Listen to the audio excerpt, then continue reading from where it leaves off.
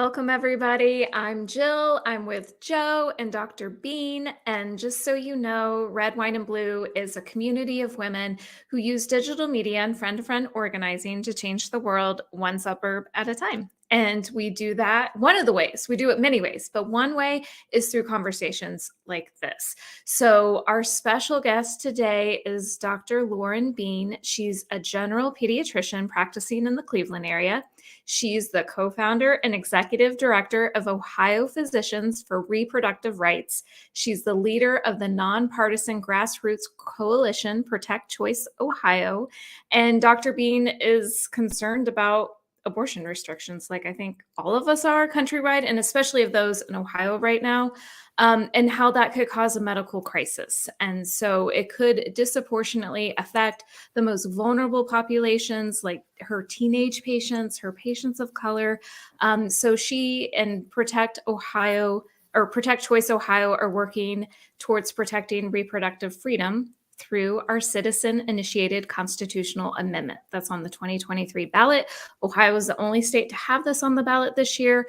And so welcome, Dr. Beene, and thank you. Thank you for your work. We are so appreciative of it. Oh, thank you so much. I'm just one person. I'm working here with an amazing team, including you guys. So, this is really grassroots democracy in action, and I'm just thrilled to be part of it. So we're all in this, doing this work together. So thank you. Yeah, and I mean, we talk about the amendment, and right now we're trying to get signatures just to even get it on the ballot. So, Dr. Beene, as a physician, why do you think it's so important that the people vote to to decide if they want to protect reproductive rights or not? Yeah.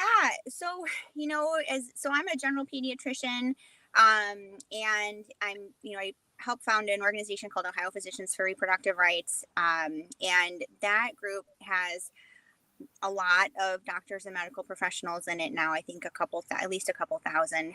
And, we all feel very strongly that abortion is healthcare and abortion is necessary healthcare. And it's a complicated, gray zone, just like everything in medicine, nothing is black and white. And when the government starts trying to regulate things that are necessary for people, as occurred, just over the last several months with this whole restricting access to abortion, people suffer. And so for me, the main reason I'm doing this is because, I know that my patients need to be able to have access to abortion, as they do need to be able to have access to any kind of medical care that's going to keep them healthy, safe, and live long, fulfilling, happy lives. And if anybody is trying to make that impossible, then I have to do something. And thankfully, a lot of people feel the same way. And that's why we're doing what we're doing.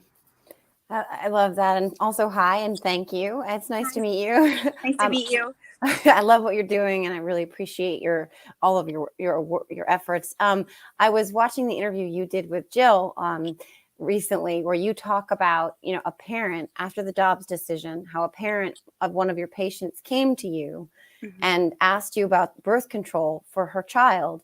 And because she was worried that if her child ended up being raped, she wouldn't be able to have an abortion. And I just wanted to talk about that a little bit. Like, you didn't probably expect this to necessarily be your path when you decided to become a pediatrician. So do you just talk about that a little bit? Yeah. So, I will kind of joke that like this was not part of my 5-year plan.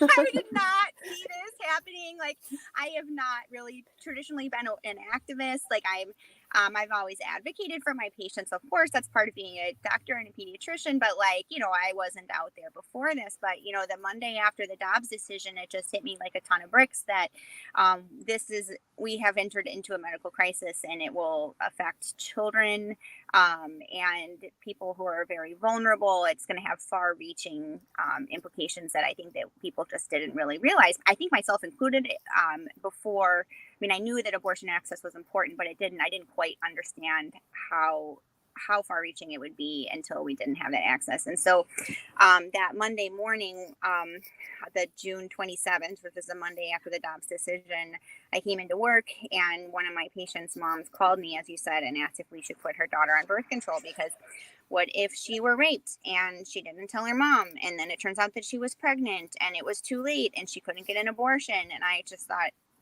gosh, what a horrible scenario. And I have never been asked a question like that before. Those kinds of things usually don't come up, thankfully, in general peds clinics. And I didn't know what to tell her, but I knew that was bad. The fact that we are having these conversations was bad. And this was before that little 10-year-old girl who was raped and impregnated had to go to Indiana to have an abortion. And I think it's important to note that there were actually 3 little girls that same week, ages 11, and then 2 were 11 and 1 was 10, who all were in the same situation, that all had to go to Indiana that week. And the media only focused on one. And, in 2021, there were 52 recorded abortions in children 14 and under. So, it's unfortunate. I mean, it's awful, but bad things, just terrible. And so I'm thinking about this. I think, gosh, I need to do something to be able to, not have my patients need to feel like they're in these situations. And that same morning, I also had another conversation with another one of my patients, who is a 16-year-old African-American girl from Cleveland Heights, and she was 8 weeks pregnant. And the previous week, we had been talking about, making sure she had the information that she needed to be able to make the decision that was best for her. And she wasn't quite sure what she wanted to do yet. She was thinking about it. She had gone to preterm that previous week, and we had set her up an appointment with OBGYN that was in about a week and a half in case she decided that she didn't want to have a termination. And she also had thought that she might benefit from talking to an OBGYN and then deciding. And we were within a time span that seemed like a reasonable thing to do. And so I had to call her that morning and say, hey, if you're thinking about having an abortion, you cannot wait to go to OBGYN. In fact, you need to go back to preterm today, and it might already be too late. And I was talking to her from my Solon office, and she's lives in Cleveland Heights. She comes from a lovely, very supportive community, but it's a community that does not have a lot of money. And if she ended up having to go out of the state to have an abortion, it would have put a lot of stress on her family.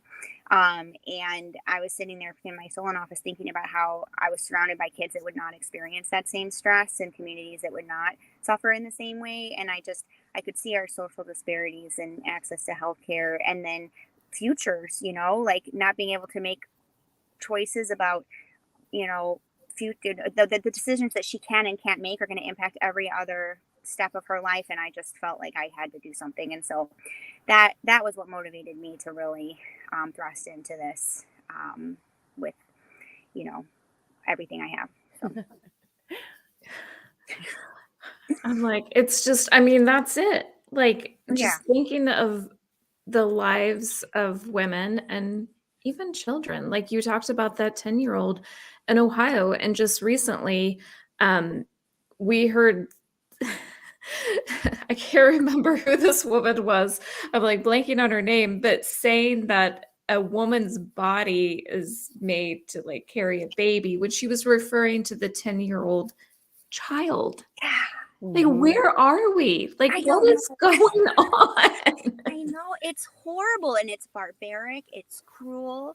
It's just wrong. It's just wrong to force somebody who has already suffered an unspeakable trauma to then suffer the trauma that comes with having a forced pregnancy and then becoming a parent.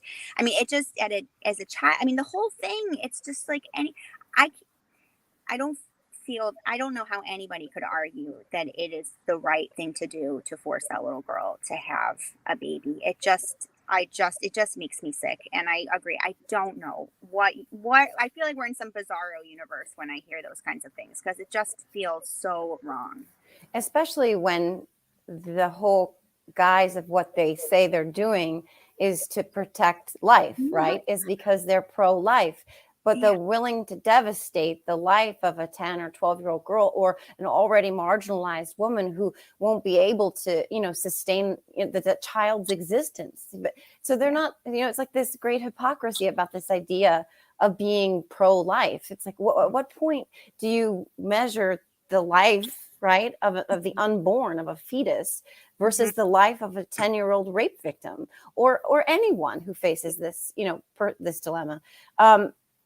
And it's like, it just escapes kind of logic. But the thing is that the people on this conversation, we actually represent the majority. Yeah. Like 6 in 10 Americans actually agree with us right now and support reproductive freedom. And in fact, there was a poll. I mean, there have been a number of polls that have shown that exact thing. And one of the polls, I get them all confused because I'm not a pollster. This is not my specialty. But one of the recent ones in Ohio found that only 6% of Ohioans think that abortion should be illegal in all scenarios.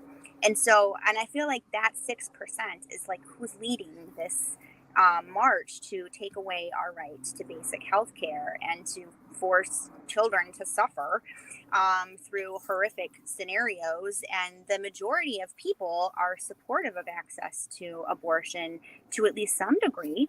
And the majority of people in Ohio also support passing a citizen-initiated ballot measure to protect those rights. I think the statistics are somewhere between 59 or like the low 60% of people support a citizen-initiated ballot measure, such as what we are all working on. And we are a pro-choice state, but we've got a anti-choice minority that's really trying to make things challenging for us. Yeah, and one way that they're doing that, and I'm in Ohio, is this misinformation of confusing people of what's actually on this amendment.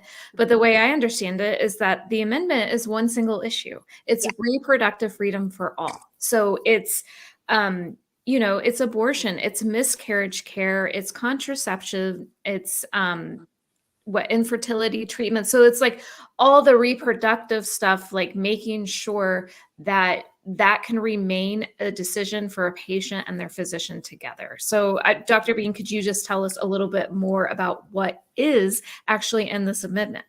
Yes, definitely. And so there are so many lies out there. They are just flat lies that are being pushed through ridiculous advertisements that are full of lies, well-funded lies. But the amendment establishes a fundamental right of reproductive freedom for Ohioans, which includes all those things that you listed. What the amendment does not do is it does not change anything relating to parental consent. So parental consent laws are an entirely different issue. And we talked about this when we were writing the amendment because, it came up, like, should this be for children and adults, or how do we address this? And if we had wanted to make it so that children could, somehow do this on their own, we couldn't, because when you submit language to the ballot board, it has to be a single issue. And to change both something relating to, establishing reproductive freedom and then also tackling on parental consent would actually be unconstitutional, and we would have not made it through the ballot board. So and I think a good way that somebody described this to me that I find to be helpful is that the Constitution does not grant children the same rights that it does to an adult. And again, these are themselves controversial issues, but it doesn't. And so, for example, the Second Amendment gives Americans the right to buy a gun, but it does not give a child the right to go buy a gun, right? Because we have consent laws and we have minor laws and we have all of these things that we do to keep our kids from doing things like that, because they're not adults. And so in that same kind of a concept applies to medical decision making for children and in their families. And for abortions in Ohio, children under 18 do have to have parental consent unless they're an emancipated minor, which is like a whole big whole ordeal. Thank you for clearing that up. I really appreciate that, because I've got some crazy text message, saying that I've seen the commercials And then also one other thing I want to mention relating specifically to Ohio is the fact that there is a push, I think it's HRJ1, SJR1, and trying to have a special election in August, Yeah. even though it was voted to get rid of special elections in August because they're so costly. So can you tell us a little bit more about what's going on there? Yeah. So it's not boring, that's for sure, right? They're not making this boring. So basically, so the anti-choice forces know that Ohio is a pro-choice state, and they know that once this gets on the ballot, which it will, it's going to pass. So they're throwing everything they can think of at us, such as those ads. And then they are also trying to make it harder.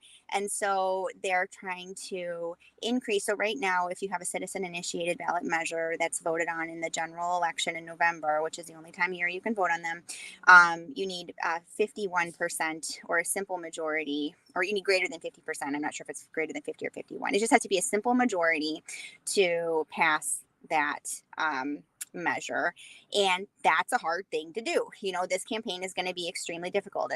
We're collecting 700,000 signatures. We're going to spend like 30 to 40 million dollars. I mean, this is by no means an easy thing, but in the end, if you get a simple majority, that passes the amendment into law. And there's only been like 17 or something of these that have actually been successful in the last 111 years that we've been doing this.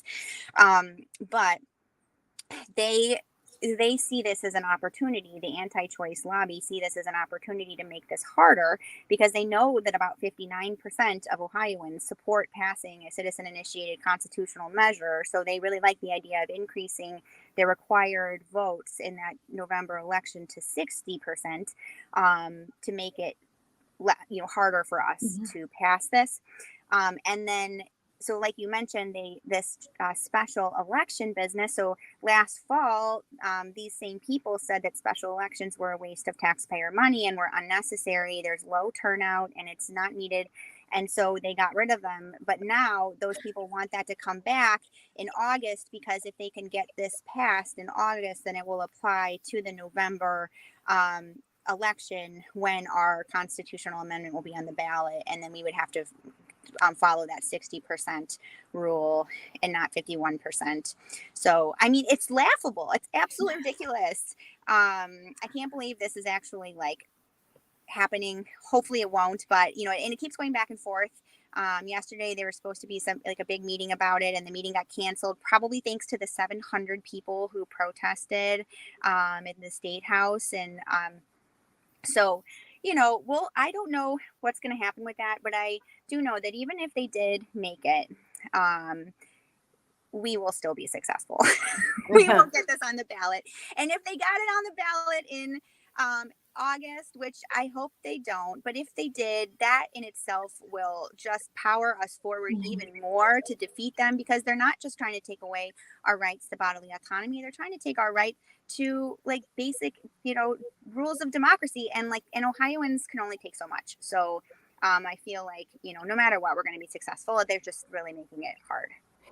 We did an interview the other day with an amazing trans rights activist, and she said this one thing. She said, "Power doesn't panic," right? Yeah. And it's really resonated with me, because what we're looking at, what you just described, is how Republicans in the state of Ohio are panicking. They are doing whatever they can to stop what their constituents actually want, whether that is by subverting democracy through these, special elections, or raising the threshold and the bar for what's required, or all the misinformation and the lies that they're spreading on television and in advertising. They're panicking because they know that there's no legitimate path for them to deny the constituents of your state what they support. And so, like, your voice, this conversation, Red, Wine, and Blue's voice in this fight are so important, because they're the answer to a very panicked and desperate Republican Party who happens to have control right now. But when you really get the message out there and Ohioans are like, no, that's me too. That resonates with me. And I don't want my legislature deciding unilaterally what rights I can have when I want what I want.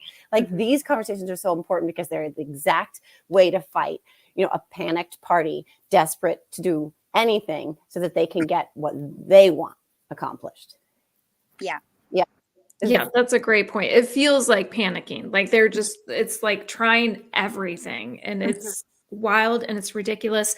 But I do have hope, like thinking of the 700 protesters out there at the State House yesterday. And then Dr. Beene, so I'm going to ask two questions, for someone like me in Ohio, like what can I do? And then someone like Joe, who's in New Jersey, who's like, why should I pay attention to what's going on in Ohio? So first, what can we do if we're in Ohio? And then second, why should even non-Ohioans pay attention to what's going on here in our state? Yeah, great question. So what can you do if we're in Ohio? So you can do a lot. So right now we're out collecting signatures. Red, Wine, and Blue is working with Protect Choice Ohio. There are lots of different organizations, community organizations. The ACLU and Planned Parenthood are working together on this as well. So, you can help us collect signatures. A great way to get involved in that effort is to go to protectchoiceohio.com. There's places on there that you can volunteer. I think Red, Wine, and Blue's website as well has lots of opportunities to volunteer. And so whatever works for you, wherever you go to find packets, to go collect signatures from friends and family of registered voters, that would of course be extremely helpful.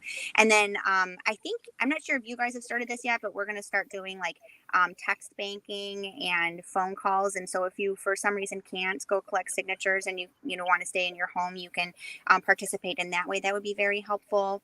Other ways that you can help, and this applies to both in-state and out-of-state, is that this is extremely expensive and we really need help funding it.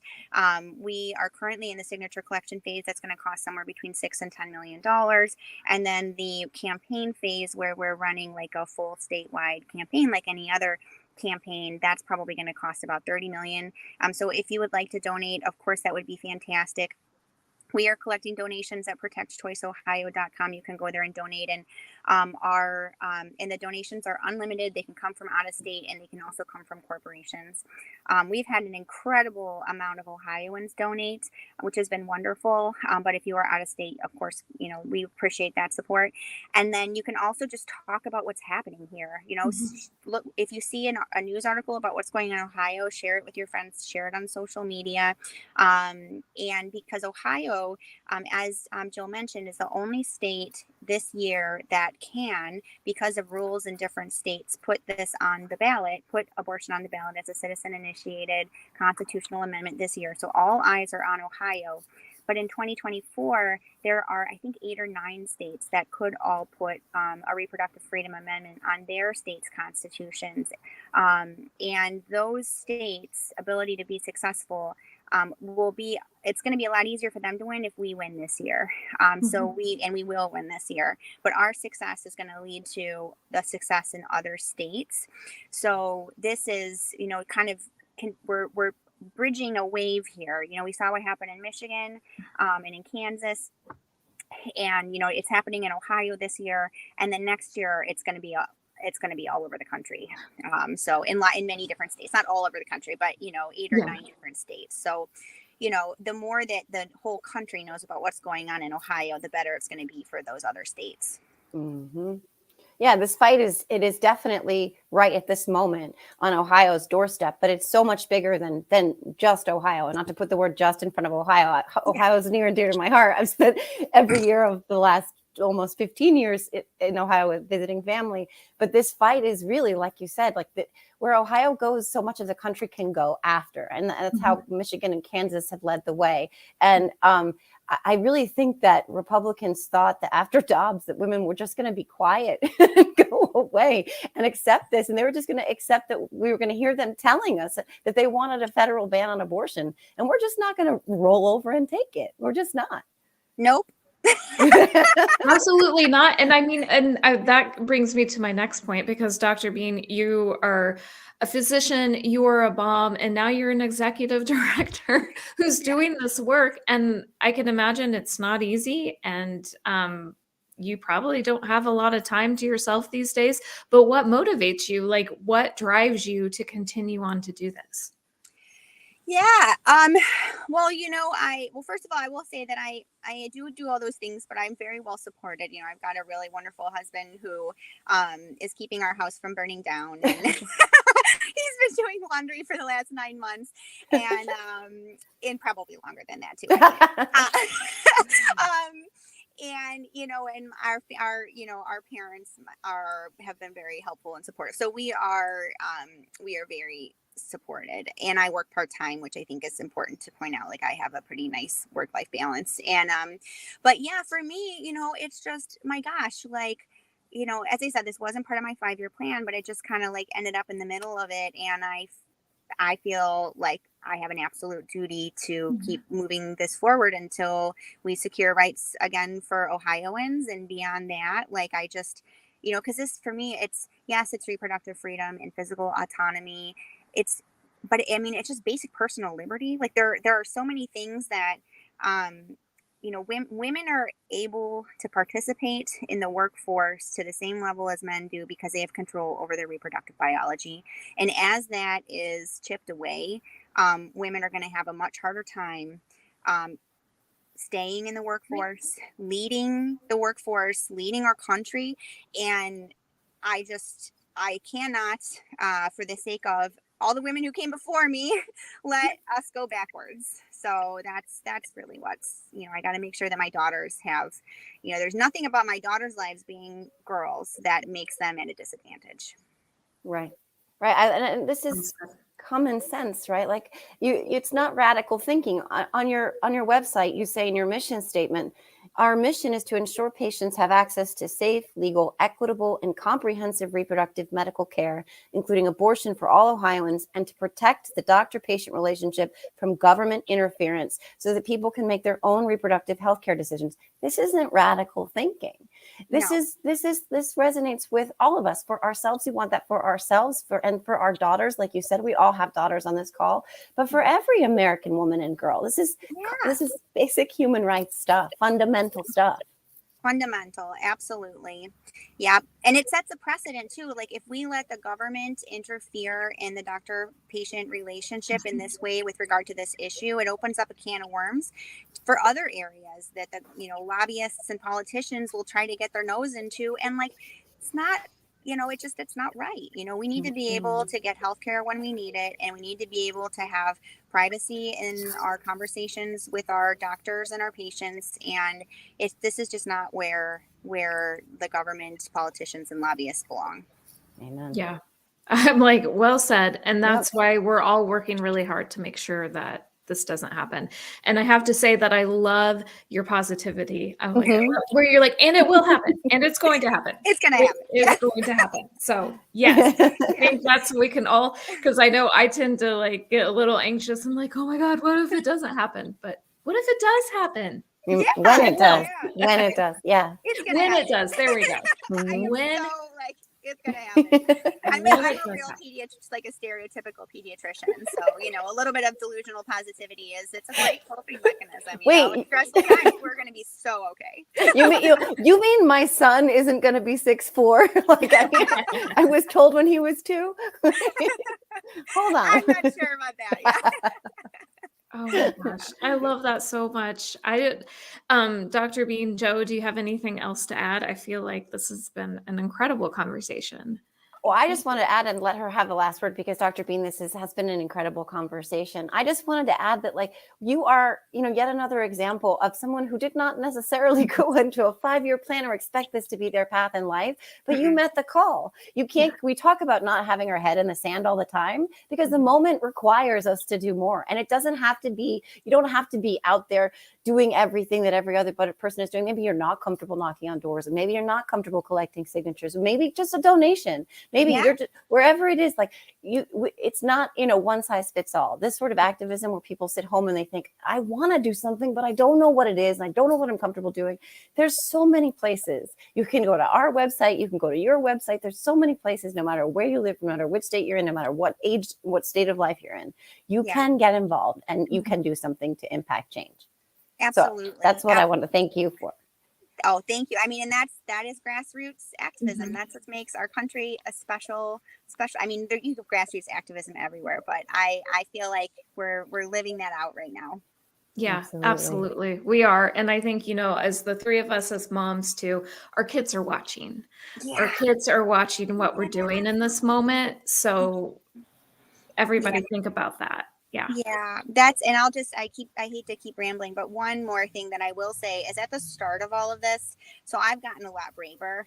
I'm an introvert. I am shy. I do not like to be in the center of attention. And I was joking that I was avoiding conflict for 37 years until this happened. And then it just all, but I remember I was sitting with my daughter and I was reading this silly, like, Paw Patrol book about Chase. And he was like afraid. I don't know if you guys have seen the Paw Patrol movie. Oh, sure. Oh, yeah. I mean, he clearly has PTSD. He's like struggling with anxiety. It's actually a very complicated movie. And I was just thinking, here I am reading this book to her about being brave and doing what feels right, even though you're scared. And that's what makes a hero. And how could I tell her, these words and not follow what felt right inside of me? And so that's really what helped me get through feeling really nervous about going up and talking about this controversial issue to people I didn't know. And, it got a lot easier as it went along. But that those early days, I really just thought about my daughters and, the example that we want to set for them. Yeah, exactly. Yeah. I know. I'm like, oh, this work, it's not for the faint of heart, but it's necessary, and we're just going to keep doing it. So thank you, Dr. Beene. Thank you, Joe. Gosh, I just love doing these interviews with you. Everybody watching, definitely check out redwine.blue. We have all kinds of ways you can get involved. And then definitely go to, what website would you recommend going to? ProtectChoiceOhio.com. Okay. And we'll put these in the comments too. So thank you. Thanks everybody for joining, and we will keep you updated of what's going on here.